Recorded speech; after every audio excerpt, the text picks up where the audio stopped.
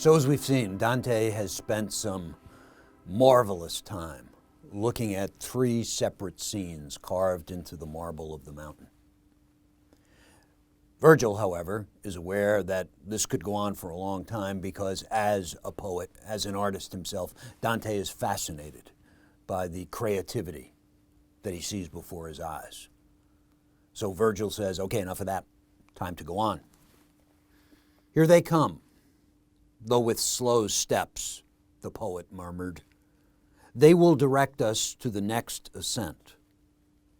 My eyes, glad to gaze upon the marble, quickly turned in his direction, eager at the promise of new things. Reader, I would not have you fall away from good intentions when you hear the way God wills the debt be paid. Do not dwell upon the nature of the suffering. Think what is to follow. Think that at worst it cannot last beyond the final judgment. Master, I began, those that I see moving toward us do not look like people. Whatever they may be, I cannot make them out. And he answered, the grave nature of their torment contorts their body to a crouch, so that at first my eyes were undecided. But look closer. Disentangle the figures bent beneath them from the stones. Then you can see how each one beats his breast. So Virgil says, pay attention to this. Here come the souls, the penitent souls. And we get one of the great, great images of the Purgatory.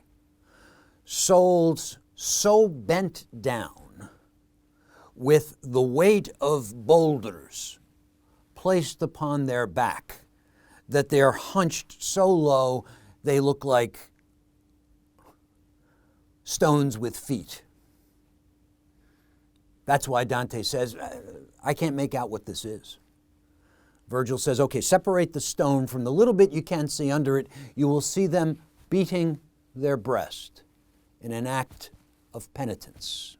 They immediately call up several mythological images for us. The first one that comes to mind, of course, is Atlas.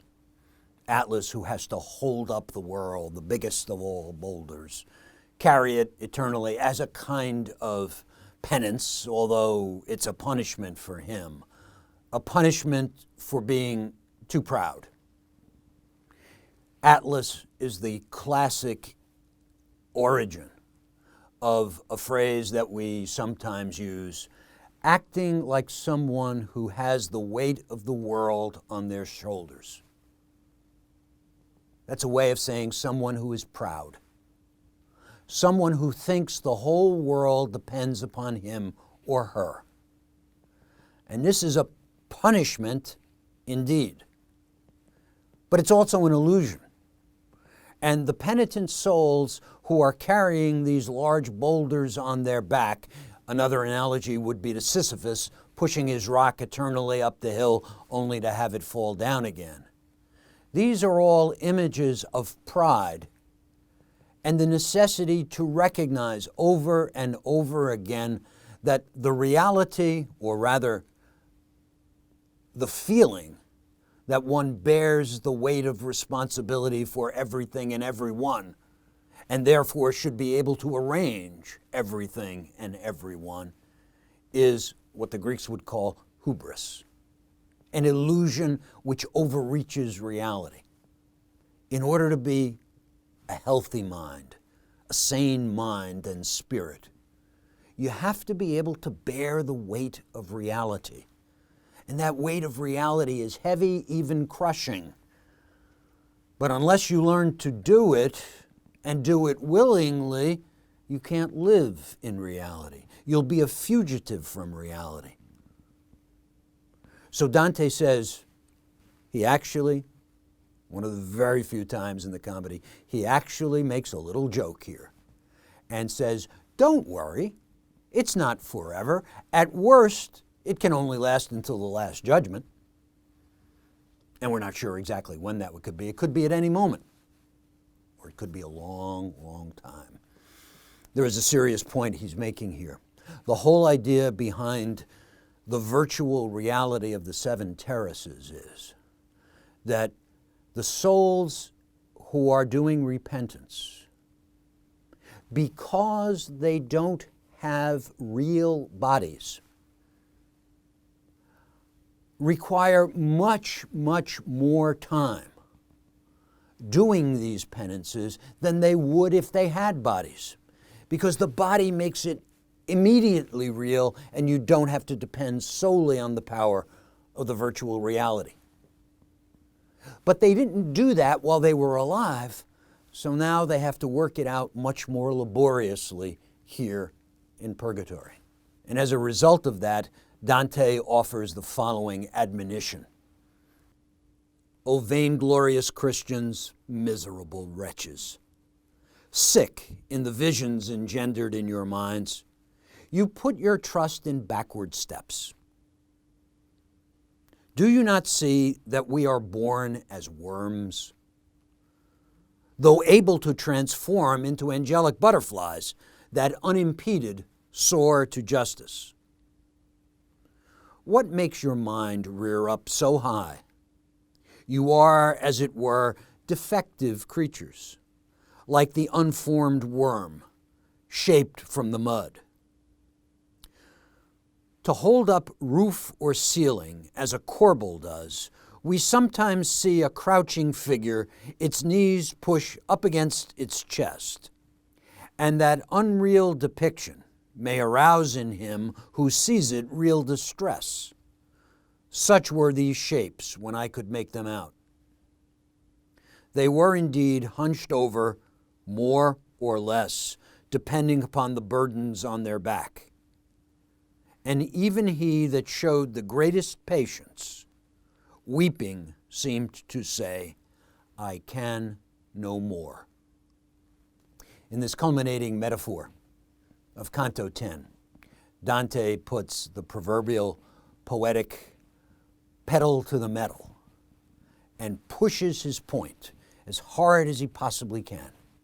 First, he has this wonderful image of repentance as transformation, inner transformation. And he takes an image familiar to everyone from nature and says, this is the way it works.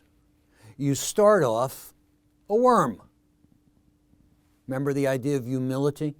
Down in the soil, burrowing around there, doing a useful purpose, but doesn't go very far. But at a certain point, things are meant to change. Something will happen that transforms you, and it will happen to you. It's not something you accomplish, and you will become like the angelic butterfly that soars up to enjoy the pleasure of God's gaze. These souls, he said, reminded me of that scrunched down feeling we all have as we trudge through our daily routine, saying, I really am more important than this. I should be more recognized than this. Reality should pay more attention to me. And I feel so scrunched down, I'm like one of those corbels, the figure in a medieval cathedral, for example, that is used to support one of the struts of the ceiling. And it is made to look like it is bearing the weight of the roof pushing down on it. And Dante, perhaps thinking of himself sometime when he sat in church and listened to a sermon that wasn't particularly entertaining and felt weighed down and oppressed by the whole situation, distracted himself by looking up at the corbel and said, boy, that's an uncomfortable position to be in. So his point here is art, even fairly pedestrian utilitarian art, can make us feel something as real, which isn't actually happening to us. But this art, the art that's being practiced by the penitents carrying these rocks, if you can feel uncomfortable when you look at a corbel, imagine how they felt. In fact, I thought to myself that even the one who seemed most patient in bearing this suffering, at a certain point looked to me as if he wanted to say, in Italian, Piu Non Posso. More I cannot. I'm at my limit. I've reached the limit of my capacity as a human being to do anything. I recognize how shallow is my freedom, and I admit it. This whole canto, which has been trying to bring to life in us an awareness of the difference between humility and pride, now through this last image funnels down to its absolute bottom level, the point where that distilled essence of a realization springs out in 3 words. You don't need a whole canto. You don't need a long philosophical disquisition to identify the truth about humility. You can say it in 3 words. Piu Non Posso.